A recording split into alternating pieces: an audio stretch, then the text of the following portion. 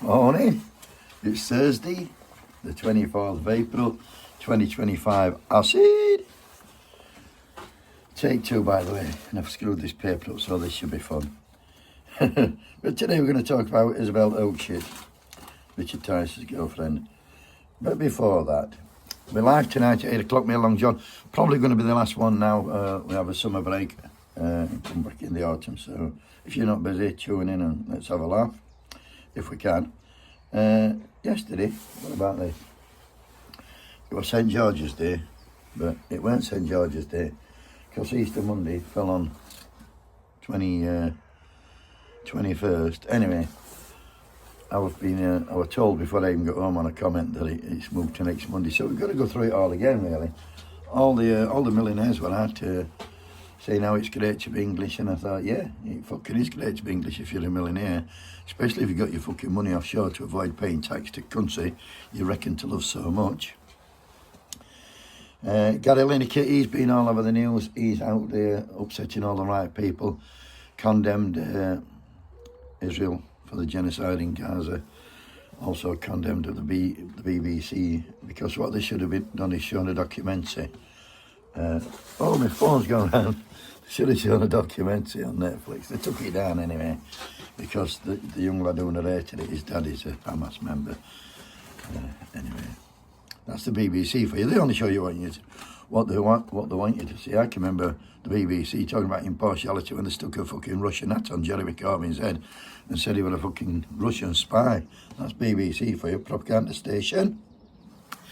Donald Trump, what day are we on? Thursday. On Tuesday, he announced that he were reducing the tariffs for Canada. My phone's going again. We're going to reduce the tariffs for Canada. And then yesterday, he said no, he's keeping it at 130%. But what they're doing, really, they're fucking making the Sens a lot of money, because what they're doing, they're manipulating the stock markets and that, and they're making money, and actually they're doing no wrong, and they're doing it fucking brazenly. And the people who are paying is us. Well, not us. Well, I'm probably us, but mainly Americans. Getting on to Isabel Oakshott, on Tuesday, owed fucking 30 pence Lee, Ashfield's finest. Would you trail all the way to London? He keeps trailing to London to stand up and ask a fucking question. It's the same question.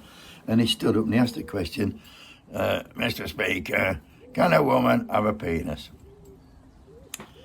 Yes or no? Well, the answer, Lee, if you do a bit of fucking reading and study a bit, yes, they can fucking have a penis. Genetically can be born with a penis as a man and as a woman. They can born with a penis as a man. They can also be born with both sets of sex organs. You know, you can be a man and a woman. So you'd have to have a chromosome test to define your sex, Lee. Just fucking read up, man. You're sure you said no.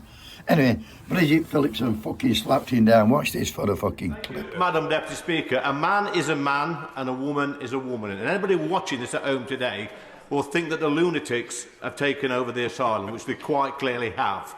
Now, I don't need a Supreme Court judgment or ruling to tell me that a bloke shouldn't be in a women's changing room. So I want to ask the Secretary of State a very simple question for more clarity.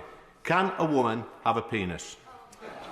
I tell you what, blokes shouldn't beat up women. Maybe he should have a word with his colleague. What about that then? Maybe he should have a word with his...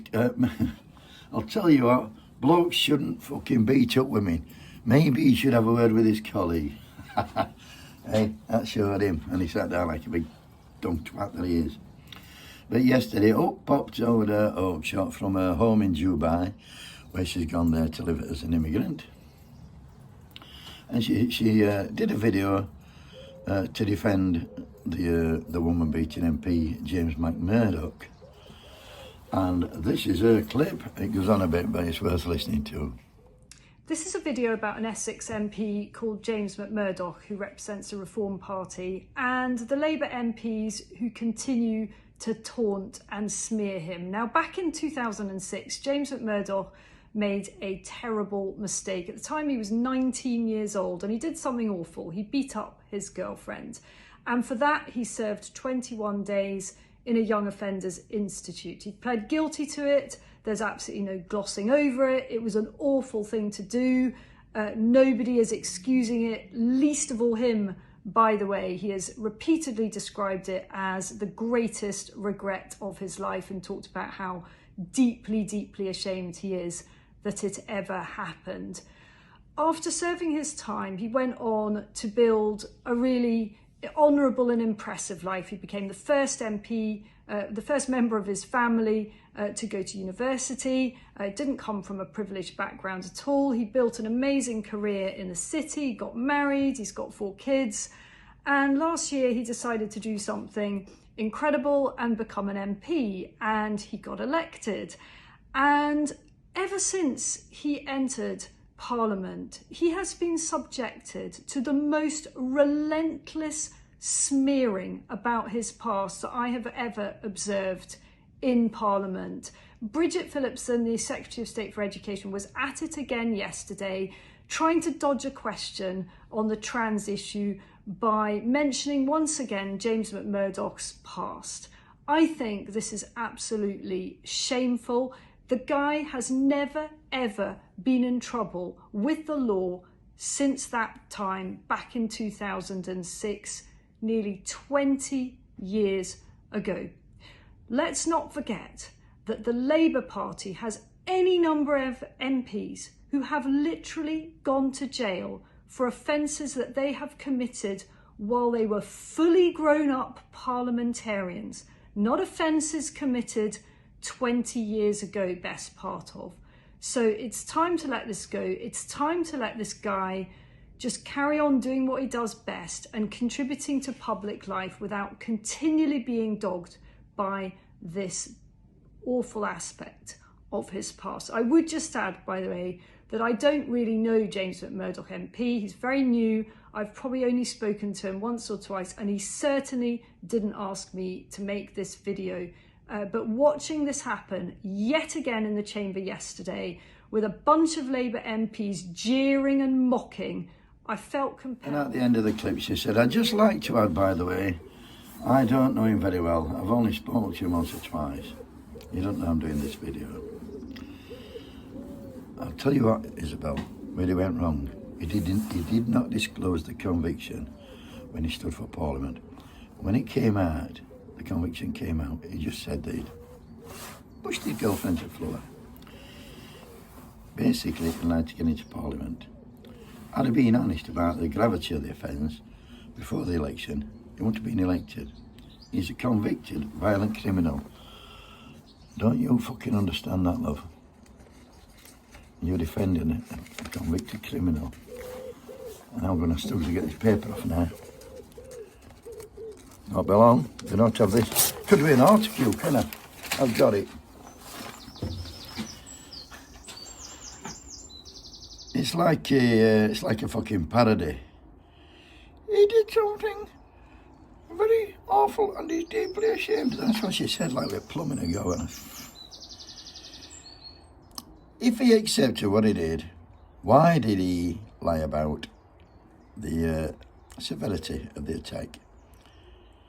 He said he only pushed her, but he actually kicked her in the head. What bit don't you understand, Isabel? A man beating up his girlfriend, no matter what age, being young is an excuse. He is not fit for office. I'm going to go for glasses.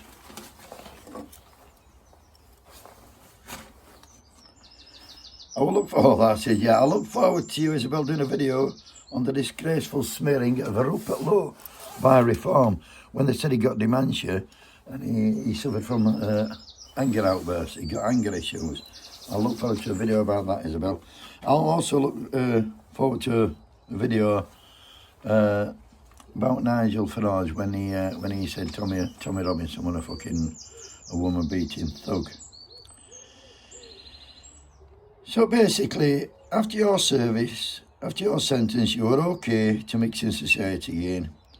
But if you are an immigrant, you should be deported. And I'll tell you what she's not done. She's come on and made that video. And what she should have done before she did it is ask the fucking woman who James McMurdoch assaulted, see what she thinks. got through it eventually. Have a great day, everybody, and wakey wakey.